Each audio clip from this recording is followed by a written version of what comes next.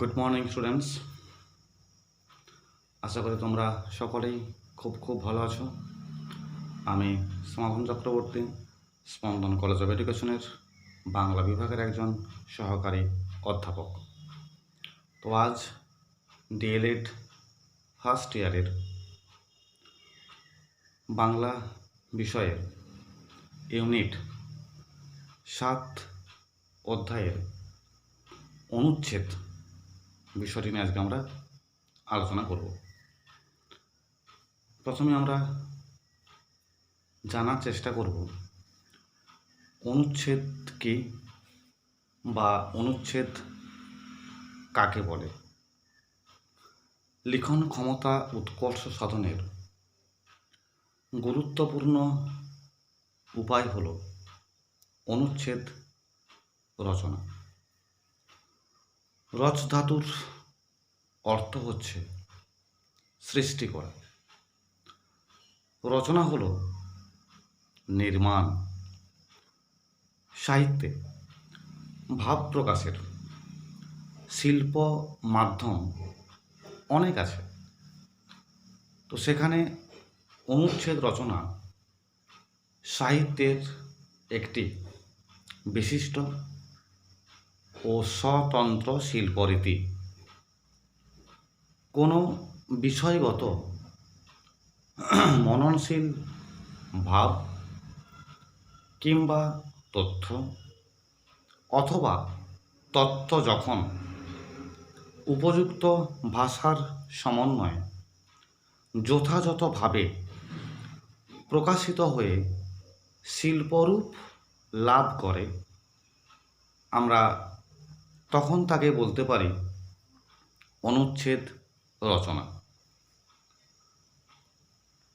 এরপর আমরা জানার চেষ্টা করব যে অনুচ্ছেদ রচনার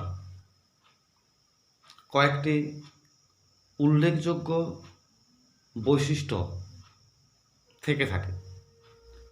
সেগুলো কি কি না, অনুচ্ছেদ রচনার কয়েকটি উল্লেখযোগ্য বৈশিষ্ট্য রয়েছে। যেমন বলতে পারি ভূমিকা, বিষয়বস্তু বা মূল বিষয় বা মূল বক্তব্য, এবং কি বলতে পারি আমরা উপসংহার। এখন প্রদত্ত বিষয়ের অনুচ্ছেদ লিখতে হলে এই 3টি বিষয়ে ভাগ করা নেওয়া যেতে পারে। তার প্রথম বললাম কি যে ভূমিকা। ভূমিকাটা কি না, ভূমিকা হলো অনুচ্ছেদ রচনার প্রস্তাবনা বিষয়, মূল বক্তব্য বিষয়ে পৌঁছানোর এক কথায় প্রবেশদ্বার। সেই জন্য ভূমিকা অংশটিকে এমনভাবে নির্মাণ করা হবে বা নির্মাণ করতে হবে তাতে যেন মূল ভাবের প্রতিফলন ঘটে।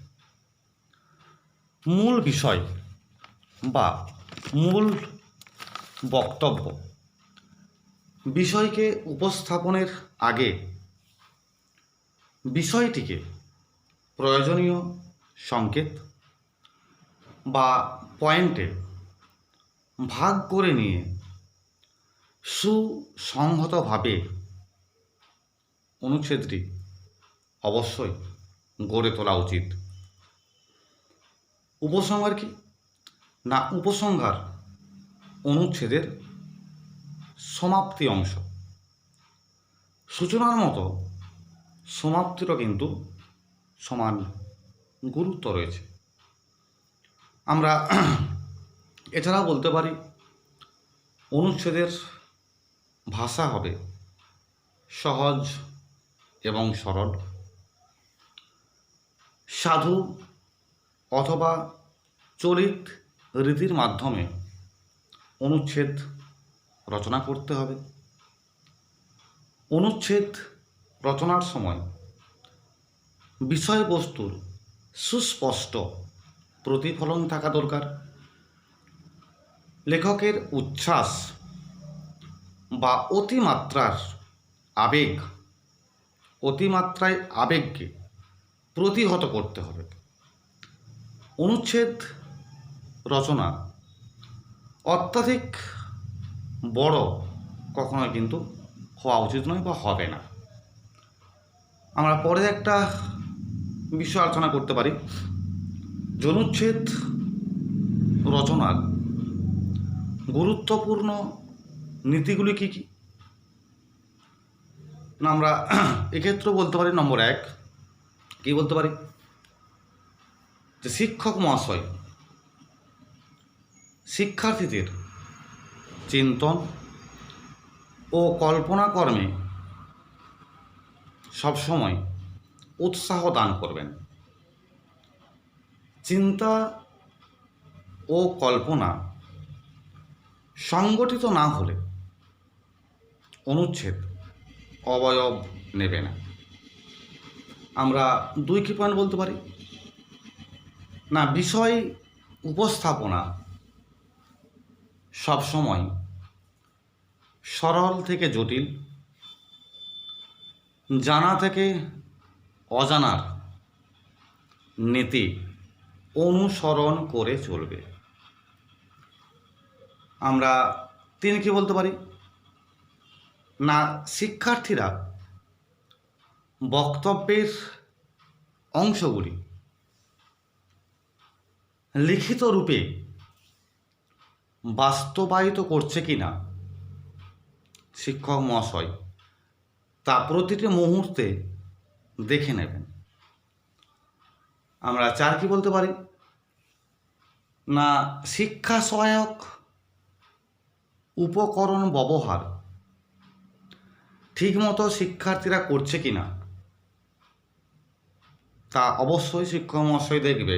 কেন না, যাতে করে এই শিক্ষা সহায়ক উপকরণ ব্যবহার করে শিক্ষক মহাশয় একদিকে যেমন শিক্ষার্থীদেরকে একটা বিষয় ধারণা স্পষ্ট করে তুলবেন,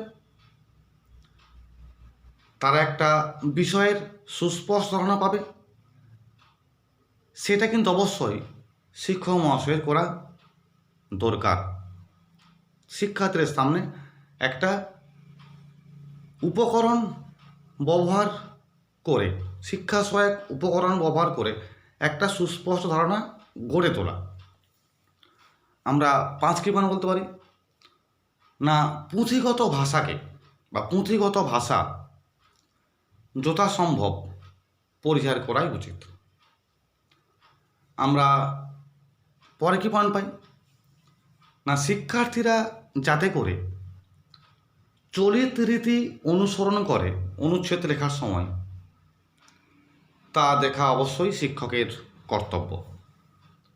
পরে কি পয়েন্ট পাই আমরা, না শিক্ষার্থীরা যাতে সঠিক বানান ব্যবহার করে সেটাও দেখা কিন্তু শিক্ষক মহাশয়ের কর্তব্য। পরে কি পয়েন্ট পাই, না শিক্ষার্থীরা যাতে করে দুরূহ শব্দ, সমাসবদ্ধ শব্দ ব্যবহার না করে শিক্ষক মহাশয় সেদিকে অবশ্যই খেয়াল রাখবেন। আমরা পরে কি পয়েন্ট পাই, না শিক্ষার্থীরা যাতে করে নিজস্ব ভাষা প্রয়োগ করে থাকে, তারা যেন নিজস্ব ভাষা প্রয়োগ করে সেদিকেও কিন্তু শিক্ষক মহাশয় একজন সহায়কের ভূমিকা নেবেন। আমরা শেষ কি পয়েন্টটা পাই, না সমগ্র বিষয়টি পাঠদানকালে আলোচনা করে শিক্ষার্থীদের অনুশীলনের দ্বারা অনুচ্ছেদ রচনার দক্ষতা গড়ে তোলার চেষ্টা করবেন শিক্ষক মহাশয়। তো স্টুডেন্টস, সময় সংক্ষিপ্ত হওয়ার কারণে আজ আমরা এটুকুই আলোচনা করলাম। যদি কোনো কারো সমস্যা হয়ে থাকে অবশ্যই যোগাযোগ করবে, আরও ভালো করে বোঝাবার চেষ্টা করব। আমরা এর পরের দিন এই বিষয়ে আর অনেক গুরুত্বপূর্ণ তথ্য নিয়ে আলোচনা করব। আশা করি সবাই খুব ভালো আছো। Thank you.